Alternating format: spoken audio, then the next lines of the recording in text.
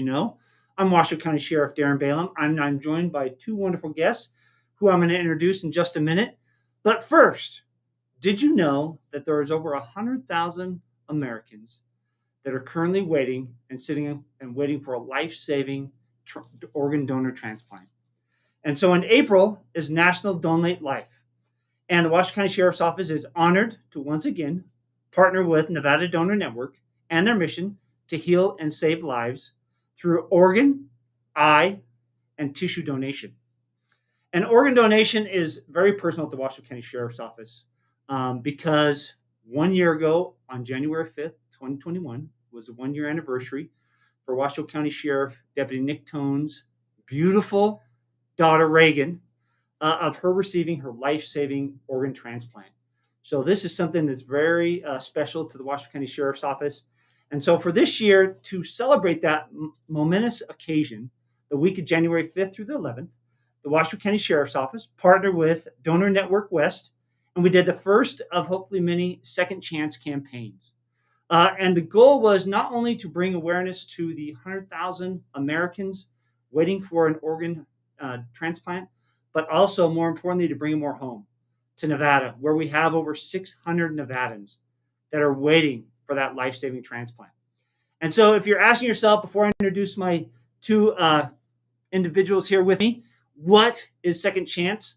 So what we did there was anybody during the month of January 5th through 11th, if we stopped for a minor traffic violation at the discretion of the deputy sheriff, when they located their driver's license and saw that they were an organ donor, they could give them, instead of a citation, a ticket, a warning ticket, and basically thanking them for making that conscious decision to become an organ donor and giving somebody else a second chance at life.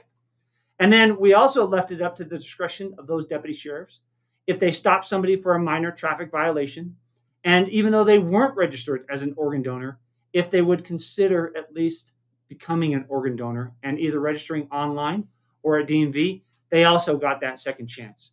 So it was, again, something we're trying to bring that awareness for the 600 Nevadans, the 100,000 Americans, but more importantly, we have seen the benefit of that with Reagan. And so I want to introduce my two guests. Monica Miles, Community Development Manager from Donor Network, Nevada Donor Network. Yep. And Deputy Nick Tone. Thank you guys for joining me today. Thank you. So a couple things as we go into Donate Life Yep. month in April. I know I've always heard this when I'm going out throughout my career, even in my personal life. So I want to ask you, Monica, a few questions, and then we'll jump to you, Deputy Tone, to ask and talk about Reagan a little bit. Absolutely. So what if I am somebody who wants to get involved in the month of April? How would I get involved? So great question. And first of all, I want to thank you for your advocacy for organ, eye, and tissue donation. It means a lot to all of us at Nevada Donor Network. So thank you. April is a month that we honor our heroic donors that have given life to people like Reagan, that have healed, given the gift of sight to so many. But it's also time to raise awareness for how important donation is and that we need people to register. So the number one thing we're always saying in the community is to get registered. It's such an easy thing to do, but it's such a generous act.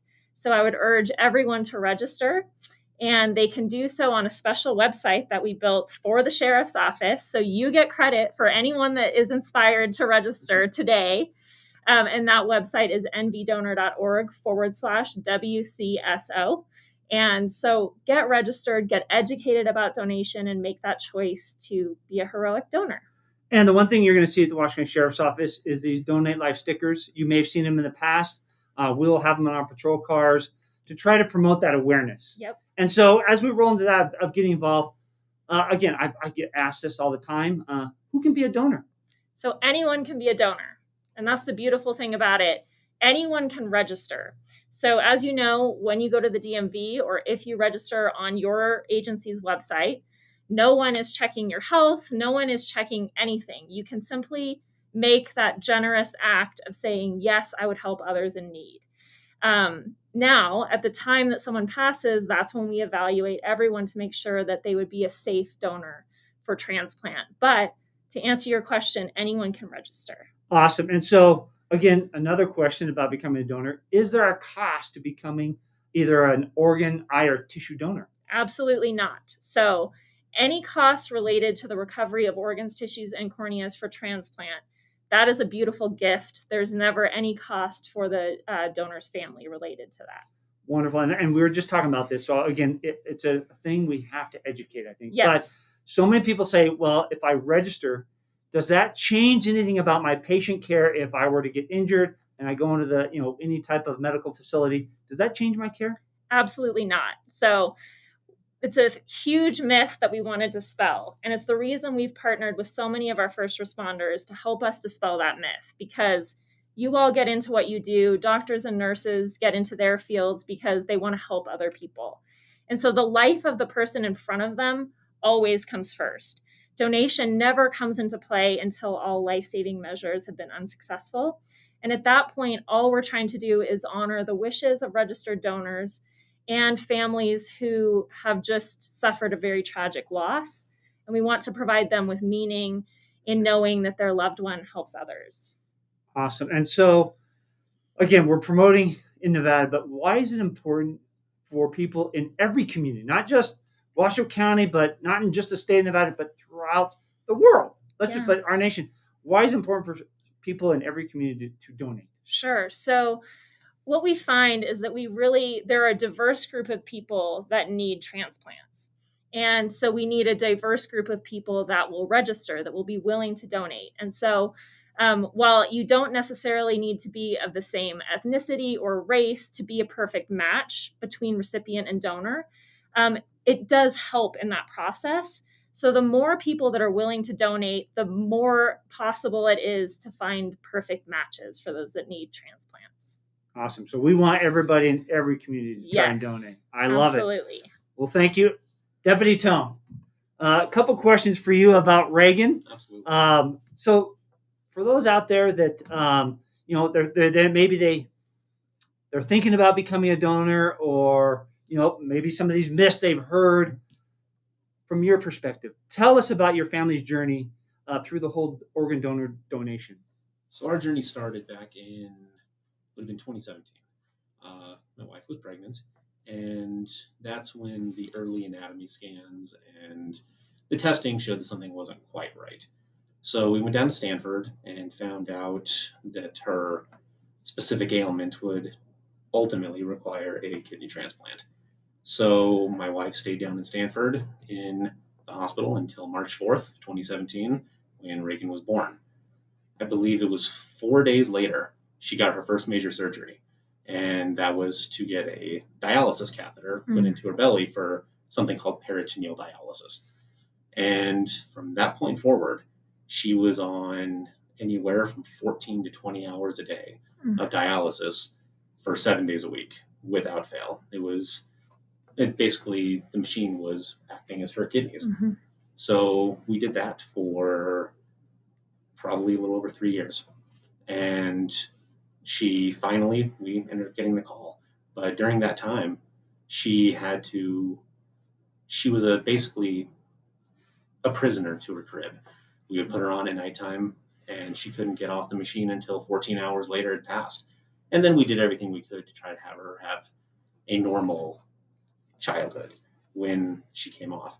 And unfortunately, it took quite some time to find a match. But, we're happy to say her match was, for all intents and purposes, perfect. Well, and again, I know your journey also had, I don't want to say false positives, but you also had a couple calls where there may have been a match and not. So how did you feel, either those calls, but when you finally got that call that they said, hey, we have a match for Reagan, what was the feeling both you and your wife had? So the first call that turned out to be not quite a perfect match, that was a good test run. Suddenly I realized how not quite ready we were, and we didn't have quite everything packed that we needed to have. But it was a good match, but turned out to be another child that was a better match. So the kidney went to them, which is totally fine. I don't know anything about them, but I'm sure they're doing great. But when we got the call, I was up on working in Incline Village on a sledding accident, of all things. and we got the call, and I got everything ready to go. I came down, and fortunately, we were prepared. We had bags by the door, like they'd been sitting by the door for almost 3 years, and we were ready to go. We got everything ready, and we were gone to Stanford within a couple hours. It's it's such a cocktail of excitement with fear of the unknown, and just and of course happiness. But there's you're starting a journey, and this is chapter 2. So that's something that it was a great experience, and the transplant itself could not have gone better.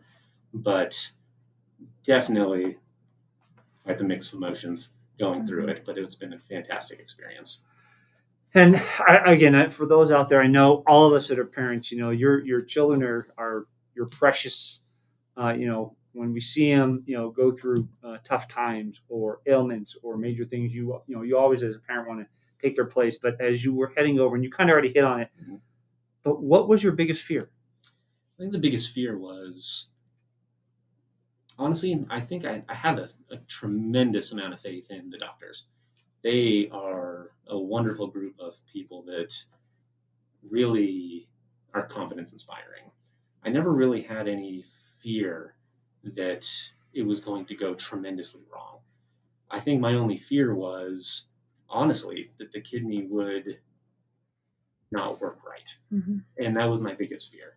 And after the process is when I learned the lengths they go to make sure that the match is just right. Like you were saying, we the more diverse the pool, the better kidney you're going to get. There's more opportunity to get a kidney that's a perfect match. And in that regard, we were very lucky. They said that kidney was as close to perfect as you could get. And that was actually our second donation that she'd received. Her first one, she actually received a piece of donor bone to rebuild her hip, not 6 months earlier. Just by nature of her illness, she actually ended up having a hip issue when she was born as a side effect. And she had to also be the recipient of a piece of bone from another donor to rebuild her hip. And we're happy today we're seeing the fruits of that donation. And she's absolutely a hyper happy little 4-year-old now. And I'd have to say, I remember visiting you guys in the hospital and watching her from then till last October when we had our trick or treat for our employees, and watching the excitement and just from the outside, I can't imagine how you guys felt.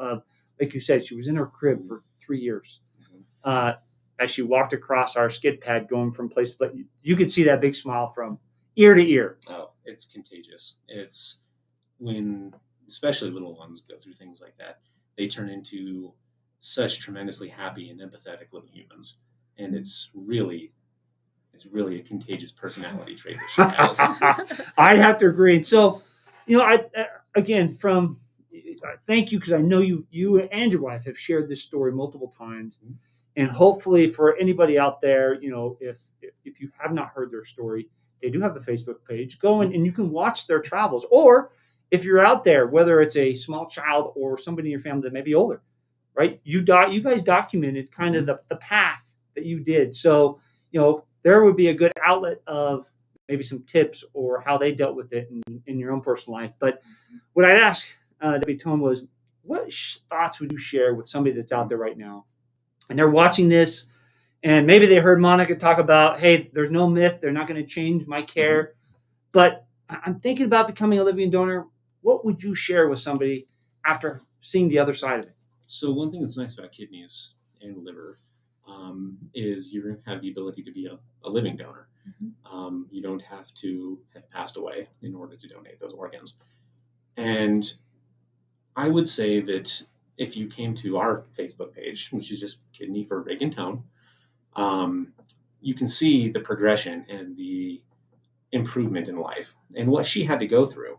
And this is a little person that had never gotten to experience things like other kids do. Her entire childhood has been very atypical. So if you can see what changes by that donation, it's pretty incredible. And what I would say to everybody is to keep in mind the bigger picture. When you donate to somebody, especially if it ends up going to a child, in our respective case, you are in some way, in a big way, responsible for everything that they do in their life from that point forward. We have no idea if, of course, now, because it's kind of her perspective, she wants to be a doctor more than anything. But, whether she becomes a doctor, an engineer, an artist, a business owner, whatever her path takes her, that donor is responsible for all those successes and good deeds and things she's going to do for the rest of her life.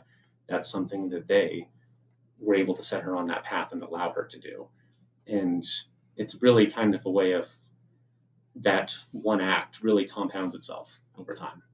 And that's something I would tell people to remember. And what I found when we started that page is I've had numerous people reach out that are going through something similar, that found our page. They sent me a private message. Just, it's not a club anybody wants to be in, but it's, we support each other. And I found out many, many other people's success stories and what they've gone through. And to get there, they gave me tips, and I'm paying that forward now. I have 5 or 6 families that we regularly talk to try to help them get successfully to where we were 4 years ago to where we are today. And it's really amazing just seeing the scope of positive outcomes that you have by signing up to be a donor or being a living donor. It's really something else to see. Awesome. So, what I would say to anybody out there is a couple things, and I'm missing Monica Debitone, please chime in, is one, for those that may have lost somebody, but they were an organ donor, I want to say we're sorry for your loss, but thank you. For those that have chosen to be an organ donor, I think all of us can say, and Reagan Debitone can absolutely, in her bright, loud voice, say thank you. For those that are considering, I would ask you to please, if you see this Facebook and you know somebody who may be considering or may have some of those myths that hopefully Monica has helped dispel, please share this with them. And I would challenge anybody this next month, in the a month of April for Donate Life Month, to sign up if you're not an organ donor. And I would ask, because there is a challenge, because we always have to have a challenge here. So within our area, right, we're challenging people to see who can get signed up. So if you want to get signed up, please go to the Washington County Sheriff's Office page at nevadadonor.org mvdonor.org/hope glows. And so I would ask you to sign up. If you don't sign up on our page, that's okay. Go online to Nevada Donor Network, sign up. Go down to DMV. If you have to renew your license, sign up. Or if nothing else, get involved. Like Monica said, you can either sign up. I'm sure, can they get these in the Nevada Donor Network, or these are just for us? Those are special for you. Okay. But one thing that anyone can do is Friday, April 16th is National Blue and Green Day. So we encourage anyone to wear blue and green that day, share your photos on social media, tag us, and just share your Donate Life spirit, your support for what we do. Sheriff, I just wanted to point out that your site to register is nvdonor.org/WCSO. There we go. The Hope Glows, we're doing a fun virtual walk in support of organ, eye, and tissue donation and our foundation. And our goal is to try to bring more transplantation to Nevada. But that's Hope Glows, is our fun walk that anyone can participate in. And then if you want to register, go to nvdonor.org/WCSO. There you go. And you will be a registered donor. Yes. And you will make a difference. And that's the most important thing. As I can attest, just watching over the last year, Reagan, but you heard Deputy Tone's story. So please consider that. Again, I want to thank you for joining us for another Did You Know? Please, if you have any questions, send them in. Also, make sure if you have not, if this is your first time joining, turn on your notifications so that you can see next month's Did You Know? If there's a topic you'd like us to cover, again, send in what you'd like us to cover on Did You Know or anything in our community. And I want to thank you all Please be safe out there. And for this next month, please consider, if you aren't already, being an organ donor. Thank you. Have a good day.